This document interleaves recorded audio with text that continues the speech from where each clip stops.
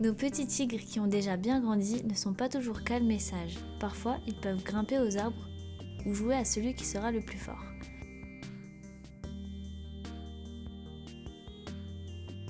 Ces jeux peuvent entraîner des blessures, le plus souvent superficielles. Elles peuvent néanmoins nécessiter des soins.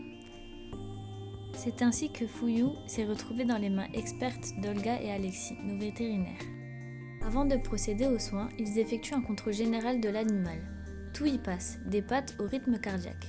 Tout se déroule comme nos propres rendez-vous chez le médecin. Avant de procéder aux soins, Olga commence par tondre les zones qu'elle va examiner pour faciliter l'accès et éviter les infections. Endormi et sous un contrôle permanent des vétérinaires et soigneurs, le petit ne sent rien et les vétérinaires peuvent travailler en toute tranquillité. Une fois nettoyées, les plaies sont refermées en réalisant des points de suture à l'aide d'un fil, tout comme on le ferait pour un humain.